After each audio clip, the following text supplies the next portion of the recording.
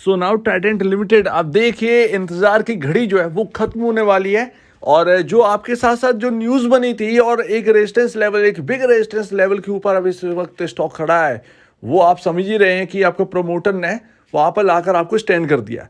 अब यहाँ पर जो होने वाला है 18 मई को, वो बहुत इंपॉर्टेंट है। 18 मई को आपके रिजल्ट Q4 के नंबर्स आने वाले, तैयार हो जाइए। आपके 2 दिन का गैप है, उसके बाद यहाँ पर एक्शन बनेगा और बहुत ही बेहतरीन एक्शन बनने के चांसेस हैं, क्योंकि बहुत सारी दिक्कतें जो हैं वो ग्लोबली वो दूर हुई है, जिससे ट्राइडेंट के स्टॉक जो नंबर्स आ रहे थे उन पर प्रभावित कर रही थी। तो देखिए, जो पॉज आपको ट्राइडेंट में देखने को मिला, जो गिरावट आपको देखने को मिली, एक गिरावट, एक पॉज का एक बहुत बड़ा रीजन होता है मार्केट के अंदर।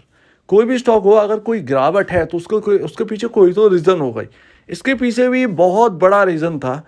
एक तो ग्लोबल यहाँ पर सेंटीमेंट बहुत ज़्यादा बिगड़े हुए थे, उसके साथ साथ ट्राइडेंट की जो नंबर्स हैं वो बिल्कुल नेगेटिव ग्रोथ आ रही थी। ये अगर आपकी नेगेटिव ग्रोथ किसी भी स्टॉक की आती है तो कैसे वो स्टॉक जो है वो आपको चलता हुआ दिखेगा, आप ये बताइए। या तो उसके अंदर सट्टा चल रहा होगा या फिर वो स्टॉक है ही नहीं, राइट। तो आपको ये समझना है। तो अभी इसकी भी ग्रोथ जो है वो नेगेटिव गई थी, और उसका रीज़न आपको पता ही है कि ग्लोबल दिक्कतों की वजह से जो यहाँ पर महंगाई आई, रॉ मटेरियल महंगे हुए, तो अचानक से जो एकदम जो एक आपदा आ पड़ी, उसकी वजह से दिक्कतें हो गई इन ऐसी कंपनियों को। तो आप समझ सकते हैं कि कोई भी कंपनी हो वो उससे बची नहीं रही ग्लोबल दिक्कतों से।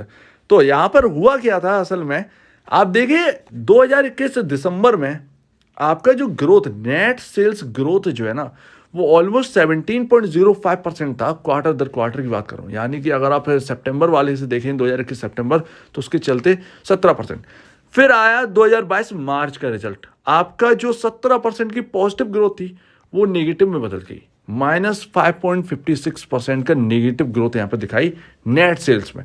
तो फिर एक चौंकाने वाली, एक डरावनी बात तो यहाँ पर आई, ठीक है, समझिए। उसके बाद नेक्स्ट क्वार्टर में भी आपका -10.16% की नेगेटिव ग्रोथ रही। तो आप बताइए, ऐसी जब लगातार 2 क्वार्टर ऐसे निकल गए हो, तो आप कैसे आप सोच सकते हैं कि आपका स्टॉक जो है वो आउट परफॉर्म करके दिखाएगा मार्केट के अंदर। उसके बाद आपका सितंबर का रिजल्ट आया -14.42% का नेगेटिव। यही चीज़ मैंने आपको उस वक्त बोली थी कि इसके मार्जिन जो है, इसकी ग्रोथ जो है वो नेगेटिव हो रही है। आपको इंतजार करना पड़ेगा एटलीस्ट यहाँ पर 2 से 3 क्वार्टर। आपका रिजल्ट अच्छा आया 2022 दिसंबर में, +14.17% की पॉजिटिव ग्रोथ, यानी कि जो 1437 करोड़ की नेट सेल रह गई थी, जो कि बहुत निचले लेवल पर आ गई थी, उससे रिकवरी हुई आपके पिछले Q3 के अंदर।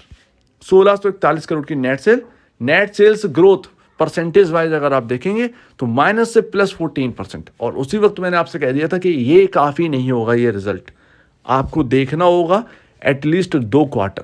यानी कि एक आप देख चुके हैं, अब आप यहाँ पर अभी आपका जो निकल चुका है Q3, आपको Q4 और Q1 देखना ही होगा। यानी जून जुलाई तक आपको देखना ही होगा ट्राइडेंट के अंदर स्टेबिलिटी आ रही है या नहीं। आप एक क्वार्टर से जज नहीं कर सकते। और दूसरी बात, प्रॉफिट की बात करें, प्रॉफिट में अगर आप देखेंगे तो आपको क्वार्टर दर क्वार्टर इस वक्त यहाँ पर जो है ना 2022 से दिसंबर का जब रिजल्ट आया, पता नहीं वो वन ऑफ था या कुछ भी हो A to Z, लेकिन आपके पिछले क्वार्टर के कंपैरिजन -71% की नेगेटिव ग्रोथ थी। आप सोचिए, और आप कह रहे हैं कि स्टॉक का प्राइस कैसे गिर गया और स्टॉक परफॉर्म क्यों नहीं कर रहा। स्टॉक इसलिए परफॉर्म नहीं कर रहा, आपको समझ में आया ये रीज़न। ये रीज़न जब आपके नंबर से अच्छे नहीं है तो आप किस तरीके से परफॉर्म करने की बात करें। सो ये रहा अंडर परफॉर्म का। और आपका पी रेशियो एडजस्टेड नहीं हुआ तो आपको वो पी रेशियो महंगा दिखता रहा, तो मार्केट में वो महंगापन ट्राइडेंट के अंदर लगातार बना रहा। अब अगर अच्छे नंबर आएंगे तो वो पी रेशियो भी डाउन आएगा, वैल्यूएशन बढ़ती हुई नजर आएंगी ट्राइडेंट की मार्केट के अंदर। वैल्यूएशन बढ़ेंगी तो इसका मतलब है प्राइस भी आपका बढ़ता हुआ नजर आएगा।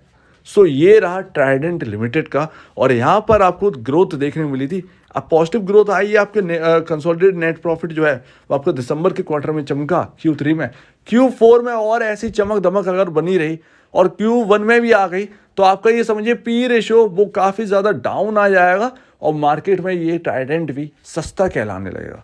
सो ये रहा। और यहाँ पर आपको मैं एक और चीज़ बताना भूल गया, ये बात भी जरा समझनी होगी कि नेट सेल जो सबसे हाईएस्ट 1980 करोड़ की जो इस कंपनी ने टच की थी, जो यहाँ पर ग्रैब की थी, भाई ये 2021 दिसंबर की है। उसके बाद लगातार नंबर्स खराब रहे।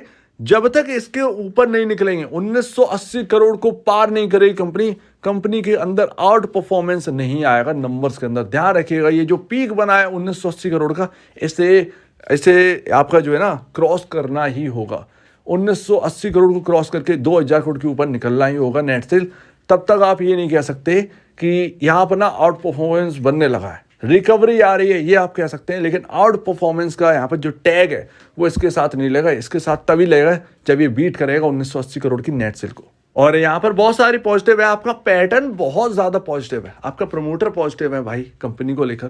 कंपनी में हिस्सेदारी बढ़ाई, थोड़ी सी सही लेकिन बढ़ाई, 73.19% इस क्वार्टर यानी Q4 में आपका पहुँच गया। आपके एफआईज ने भी थोड़ी सी बढ़ाई, 2.36% से बढ़ाकर 2.43 कर दी, थोड़ी सी लेकिन बढ़ाई। आपका रिटेल इन्वेस्टर जो है ना वो अभी वैसे ही है 24.35, हालांकि थोड़ा सा कम हुई 24.66 से घटकर 24.35। तो किसी के हाथ से जाएगा तो किसी के हाथ में जाएगा भाई, किसी से लिया जाएगा तो किसी के हाथ में जाएगा, ये तो रूल्स है। तो यहाँ पर अगर आपकी स्टेक कम होती हुई नजर आ रही है रिटेल इन्वेस्टर की, तो ऑब्वियसली बात है वो प्रमोटर या एफआईएस के पास जा रही होगी। दूसरा ट्राइडेंट के अंदर सबसे ज्यादा पॉजिटिव है आपका म्यूचुअल फंड। देखिए हर म्यूचुअल फंड ने शेयर्स बढ़ाए हैं, 10% आपका Nippon India ETF, Nifty mid cap 50 fund ने यहाँ पर बढ़ा दिया है। आप सोचिए 10% अपने शेयर्स बढ़ा दिए। मोतीलाल ने 0.82% की शेयर्स बढ़ाए। पिछले अगर आप महीने का देखेंगे ना मार्च वाले का, तो घटाए थे, इस बार बढ़ाए। सो म्यूचुअल फंड की तरफ से आपके लिए पॉजिटिव है, डोमेस्टिक से पॉजिटिव है, आपका एफआईएस से पॉजिटिव है, आपका प्रमोटर से पॉजिटिव है, यानी कि आपके जो शेयर होल्डर्स हैं भाई वो तो यहाँ पर पॉजिटिव है, वो प्रमोटर वो सारी चीजें वो पॉजिटिव है, आपकी तरफ फ्लोज आ रहे हैं। अब असल में ट्राइडेंट को चलने के लिए क्या चाहिए? ट्राइडेंट को चलने के लिए अपना पी रेशियो कम करना पड़ेगा, ऑब्वियस सी बात है। इंडस्ट्री भी आपका 19.56 है, आपका पी रेशियो 33.01 है।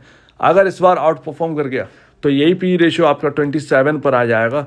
और पी रेशियो आपका तभी गिरता है, दो रीज़न है पी रेशियो के गिरने के। कैसे गिर सकता है? या तो स्टॉक गिर जाए, जो कि हम नहीं चाहेंगे कि ऐसा हो, स्टॉक गिरे।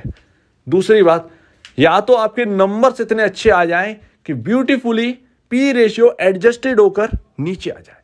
तो दूसरा ऑप्शन हमारे लिए चाहिए, तो वो Q4 में आप देखिएगा कि Q4 के नंबर्स कैसे आ रहे हैं। अगर बीट एस्टिमेट आता है, अगर ये क्वार्टर द क्वार्टर यहाँ पर ग्रोथ बढ़े, क्योंकि ईयर ऑन ईयर पर मैं नहीं कहूँगा, ईयर ऑन ईयर पर जब करो बिजनेस खराब हो गया था, आपको क्वार्टर दर क्वार्टर ही समझना होगा, क्योंकि क्वार्टर दर क्वार्टर ही हमने समझा था कि बिजनेस खराब हो गया। बिजनेस में सुधार कैसे आ रहा है, कब आ रहा है, आ भी रहा है या नहीं आ रहा, तो क्वार्टर दर क्वार्टर ही हमको समझना होगा। तो क्वार्टर दर क्वार्टर आप समझिएगा, बहुत इंपॉर्टेंट। तो ये रहा छोटा सा ट्राइडेंट के ऊपर एनालिसिस। आपको मैंने बताया कि दिक्कत कैसे आई ट्राइडेंट के अंदर, कैसे दिक्कत दूर होगी और अभी क्या चल रहा है। ये तीनों चीज़ों के ऊपर हमने बात कर ली। कोई टेक्निकल चार्ट के ऊपर हम बात नहीं कर रहे हैं, क्योंकि अभी नीड नहीं है, 2 दिन की छुट्टी है।